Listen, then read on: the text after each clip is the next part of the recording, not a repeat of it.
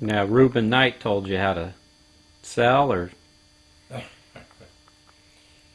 Well, Reuben Knight was a colored man, and he was a gentleman, first class, and he was, he never had been to school, and my father had bought his place. That's another long story, though. You think you better. what did he tell? No, how did he show you how to approach people?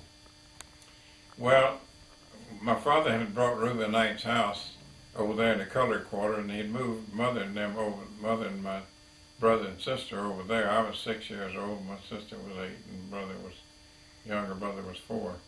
And he knew we'd be safe over in the colored quarters, so he just bought Reuben Knight's house and barn and a little patch out there, and about 7 or 8 colored houses back of his house. So he just bought it all at once, and because he had money then, and he was gone all week, and he knew mother would be safe in the colored quarter. So Reuben Knight took a kind of liking to me as a little kid, and he saw me out there fighting at the store one day. He saw people jump, the boys jumping on me.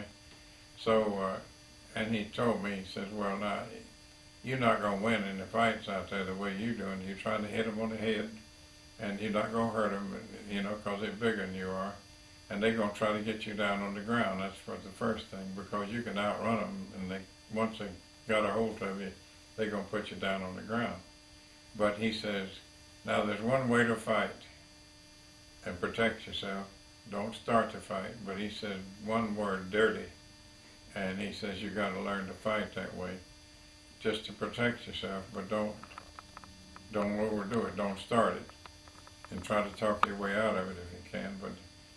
And then he told me, he says, now you can hit them in the crotch with your fist. Don't try to kick them, because the hand is faster than the foot. You get your foot and swing you around and all that, but you hit them. But you can punch them in either eye and the fight's over. You can put your finger in the ear and twist it, and it's not as bad as the eye, but it's almost as bad. And you can get people by the ear if you get it between your fingers. But he said there's a lot of ways you can make up for your size. And so it was about a week later, I heard the postmaster telling one of the boys. He says, well, now you say that, but he says, I can't think of somebody just punching somebody in the eye on purpose. And of course I knew then he was talking about me, but they soon let me alone. Well, Rueben Knight also told you about how to hold your hand. He saw me out selling some kind of snake salve or something one day, and that was cure everything. And so he said, now you preaching to these people when you out there trying to sell it. He says actually nobody wants to be preached to, and you go in with your fingers like this. But he says now, when you got your hands up like this and your palm open, you're begging, and they know it. You're anxious, you're desperate, you're hungry. But he says now, if you put your hands down with your palm down, he says you're putting people down. That you slamming them down to you got them down below.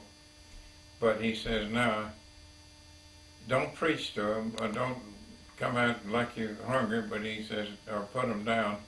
But he says, you just go at them with your hands extended and joined, your thumb down like this, and he says you're harmless. You're not clawing them, you're not got your hand out like you're going to claw them to death. But he says, just put your hand extended, and he said that way you're harmless, you're not going to hit them or anything, got a closed fist or anything. And I remember that when I was selling the razor blades, and what Rueben had told me now. Here's a man that had never been to school in his life, but he could read a newspaper or something and quote it to you the next day, word for word. He could read the Bible and quote it. But now, we didn't call him Mr. Rueben Knight. We called him Brother Rueben because he was deacon in the church, and that's what the church meant back then so much. They just called him Brother Rueben all the time. But he was good at math, and he's a good contractor, and he always paid me just what he paid the grown men. Now, I must have been 8, 10 years old, but he paid me 50 cents a day for grating potatoes. You know, you stand up on the potato grater and pick out the bad ones and throw out and all that. But I took Mother back there. One day I just said, well, let's just go by Freemanville and I'll show you where I used to live.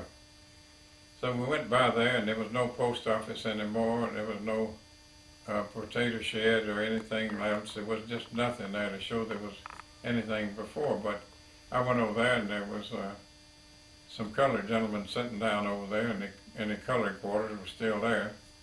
And so when I said, anybody know Rueben Knight, any of his folks that live here, his grandson and all?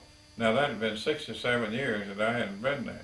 Since I left at 17 years old, and that was the first time I'd been back when I went back with Mother, you know, with Bertie. What year would that have been?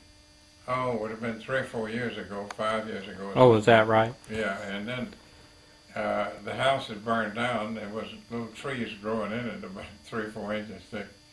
So the barn wasn't there or anything. So anyhow, I asked this.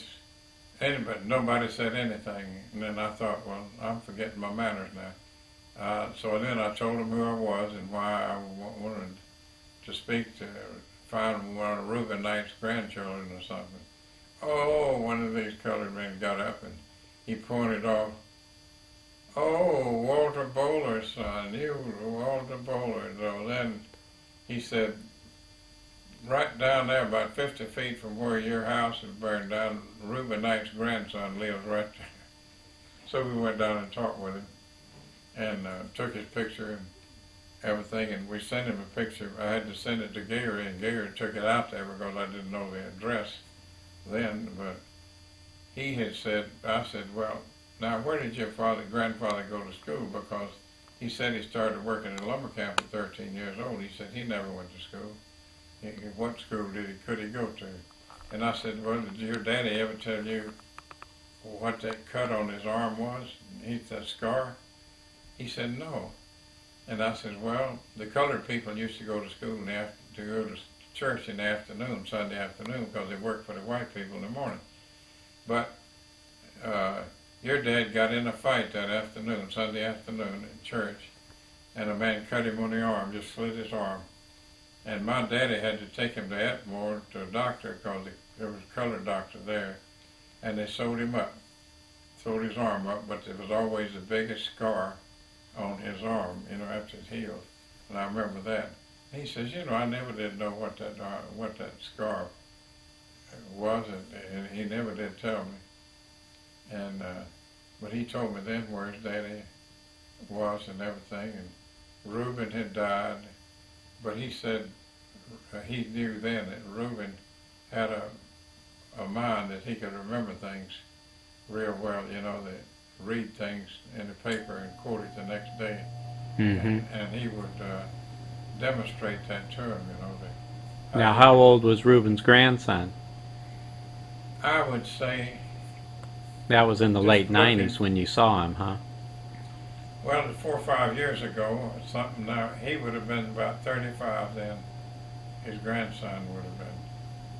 Because his daddy would have been older than I was by about 6 or 7 years older. Say I was 8. Mm-hmm. If I was 8 years old, then he would have been 16 or 17 then. But I didn't leave home until I was 17. So...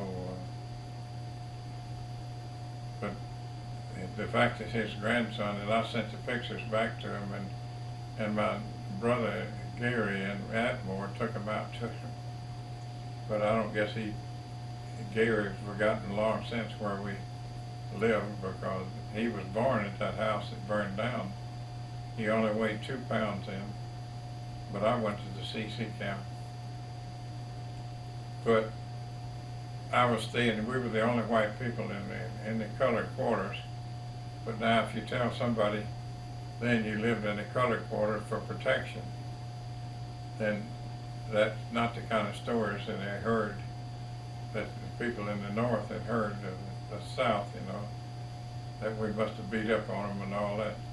Well, nobody would have hurt me, and although we tussled, you know, it tussled with the colored kids all. We didn't fight. We just wrestled and played around all the time, just like any other boy. But those were good times. Because Daddy was gone all week.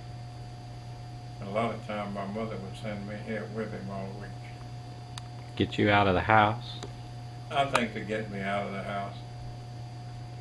Because the big thing was, why do you always fight with these bigger boys? You act just like a bogey. Why don't you fight with somebody your size? I said, why? No.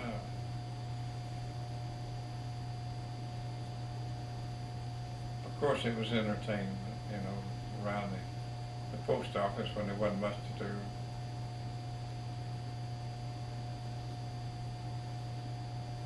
But the Depression really hadn't hit then. Daddy was making money, you know, with the timber business and all that. So we moved to town later, and then we moved back after the 1929. We moved back to Freemanville.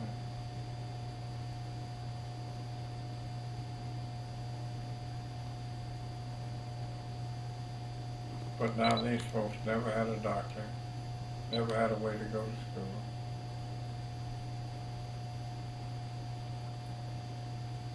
Well, you mentioned when we were in Alabama and went to the went out to eat dinner. You saw the people; they'd just come in and eat just like everybody else, and Oh it yeah, used to that's not be what that way. And isn't that good?